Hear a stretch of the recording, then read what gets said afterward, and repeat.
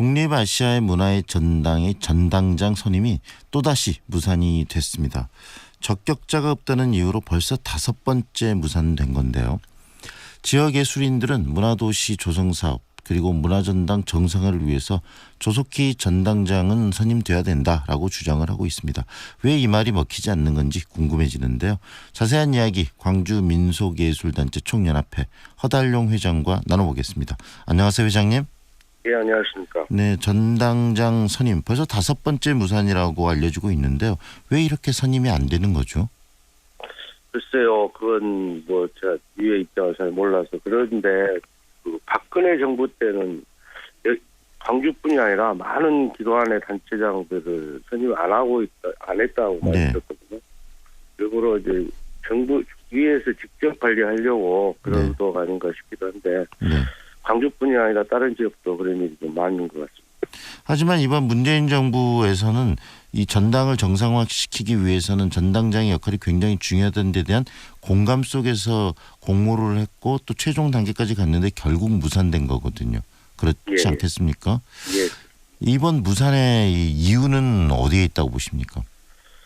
그래서 문재인 정부, 노무현 정부 때 만들어진 문화 중심도시라고 하는 게 계속 만들어지면서 또 계속 논란이 되었지 않습니까? 네.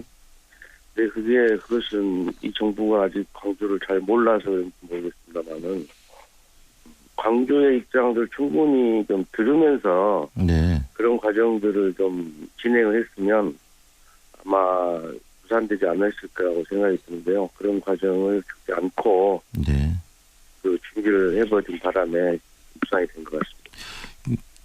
문화체육관광부 이 장관이 광주에도 오고 또 굉장히 이 부분에 대해서 많은 관심을 가지고 있다는 이야기도 했었는데 광주와 이 중앙 부처와의 이 커뮤니케이션이 잘 안 되나요? 소통이? 아직까지는 그런 것 같다는 느낌이 들죠. 그렇기 때문에 전당장도 광주에서 내정을 했을 때부터 문제 제기를 했던 것이고 근데 그게 내정됐던 이야기를 듣고 문제 제기를 했는데 내정이 그대로 진행이 된 거지 않습니까? 어떻게 보면. 그래서 광주의 정서를 충분히 듣지 않고 진행한 그런 문제점들. 그래서 장관이 광주 왔다 갔다 하면서 해결하려고 했던 것은 전당장이라고 하는 개념보다 도청, 별관, 농성하는 것들에 대한 그런 문제들을 해결하기 위해서 많이 다녔던 거고 그러기 위해서 그런 생각을 했을 텐데 아마 문체부에서도 복원이나 전당 활성화시키는데 최고의 정점을 두기 위해서 이제 어떤 사람 내정했을 거라고 보거든요. 근데 사람보다 지금 광주에는 어떤 사람이 들어오느냐보다 광주하고 어떻게 소통하느냐가 더 중요한데 버티고 있는 것 같아요. 결국은 광주 지역에서 원하는 사람과 중앙에서 내정해서 꽂으려는 사람이 서로 달라지면서 아예 이것을 무산시켜버리는 그런 측면인가요?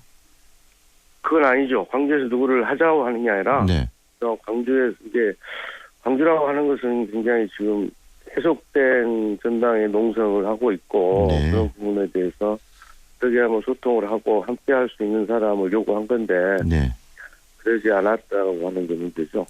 지금 이 전당장 장기 공석에 따른 문제점들이 굉장히 많이 나오고 있는 거 아니겠습니까? 어떤 문제점들이 이야기되고 있는지 나오고 있는지 이야기 좀 해주시죠. 정당장이 공석이다 보니까 뭔가를 책임지고 가는 모습이 좀 보이지 않죠.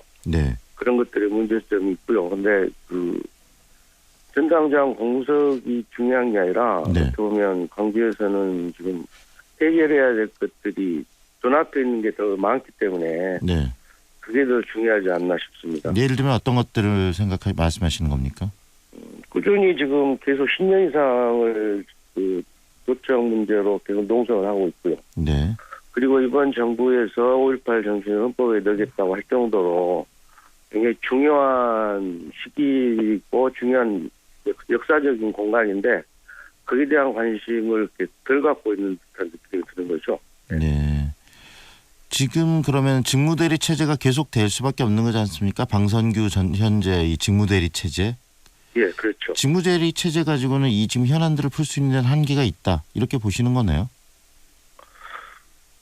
한계는 사실은 어떻게 보면 직무 대리여도 네. 지역하고 소통을 해서 열심히 그 머리를 같이 맞대면 진행하는 데는 별 지장이 없다고 봅니다. 왜 그러냐면 그 아시아문화 중심도시가 처음에 광주로 올 때부터 지금까지 계속 그 네. 수많은 아픔들이 있었고 뭐 네. 여러 개 싸움도 있고 그러잖아요. 그 10년 이상이 그 농성과 전 보건 그런 문제로 지금 10년 이상 계속 지연되고 있는 것도 사실이고요. 네. 그래서 이번에는 빨리 되는 것이 아니라 되는 것보다 그런 과정들을 어떻게 해결하느냐가 더 중요하지 않을까. 그렇지 않으면 네. 농성이 계속될 수밖에 없는 네. 상황이기 때문에 그게 제일 눈앞에 있는 현안이 아닐까 싶습니다. 바로 그 문제를 해결하기 위해서 그러면 어떻게 중앙정부에서 좀 해줘야 된다고 생각하십니까? 그래서 지금 그 보건대책위에서도 계속 성명서 내고 했던 것들이 네. 이제 전당장이 여러 가지 컨텐츠도 중요하고 그렇지만 광주 현안인 도청 5.18 정신의 문제 네. 그것들 함께 머리를 맞대고 이야기할 수 있고 소통할 수 있는 사람을 요구하는 거죠. 네. 그렇게 하기 위해서는 전당장도 좀 공개적으로 이러이러한 사람이 어떻게 했느냐 토론과 여러 가지 그 논의 속에서 함께 만들어갈 수 있는 그런 구조를 그런 내용으로 공모를 했으면 네. 별탈 없이 진행이 되지 않았을까 싶습니다. 일부에서는 이런 이야기를 좀 하더라고요. 이번에 네. 이 지역 문화계에서 특정 인사에 대한 지지 선언 그리고 또 반대 성명을 계속 발표하면서 너무 과열돼서 중앙정부에서 이번 전당장에 대한 내정 그 최종 결정을 유보했다라고 이야기하는 분들도 계시는데 그 부분에 대해서는 어떻게 이야기하실 수 있을까요? 지지 성명이야 뭐 본인이 하고 싶어서 만들 저희들이 이제 계속 그 사람들 모아가지고 네. 할 수도 있는 거죠. 근데 그게 논란의 여지는 아니라고 생각합니다. 네. 그 개인이 나를 자유로운 의사 표현들이니까요. 예예. 뭐 나를 내가 하고 싶은데 네. 사람을 모아가지고 지지해주라고 하는 거야 개인의 문제긴 하지만 네. 그런 걸 가지고 전당장을 무산시키고 그런 것은 잘못됐다고 보고요. 네. 중요한 것은 5.18이라고 하는 것을 제일 애정을 가지고 보는 사람들, 네. 광주 정신이라고 하는 것을 정말 깊이 고민한 사람들하고 네. 논의를 해야 잘 풀리지 않을까 싶습니다. 결국은 광주에서 이 문화라는 것은 굉장히 중요한 미래의 또 동력이기도 한데 그 중심에 국립아시아 문화의 전당이 있고요. 그래서 이 문제는 굉장히 중요한 문제입니다. 앞으로 이 문제 어떻게 풀어지는 게 가장 적절하고 바람직하다고 생각하시는지 말씀해 주시죠. 일단 전당이 광주로 온 이유가 5.18이라고 하는 것이 있습니다. 그래서 5.18이라고 하는 것을 80년대로 북한하는 게 아니라 5.18이라고 하는 것을 굉장히 다양한 정체성과 다양한 이야기들을 할 수 있는 하나의 사건이고 그런 걸 계기로 새로운 아시아 문화의 중심이 될 수 있는 그런 공간이 전당이어야 되지 않나. 그러면 그거에 대한 고민을 하는 뭐 연구팀이든 여러 가지 콘텐츠든 거기에 맞춰서 고민도 해야 되고요. 그 전당이라는 것이 하나 세워지기만 뿐이 아니라 전당이라는 공간을 통해서 세계적인 문화예술인들과 많은 사람들이 관광 올 수 있도록 네. 하기 위한 다양한 아이디어들을 만들어야 되는데 그런 것들을 고민할 수 있는 사람이 필요한 것 같고요. 그리고 전당이라고 하는 공간은 광주에서 크게 만들어졌지만 주인은 광주 분들이 아닌가 네. 싶고 광주의 시민들이 홍보대사 역할을 해야 하지 않은 이상 전당은 쉽지 않다. 이렇게 좀 판단하고 있고요.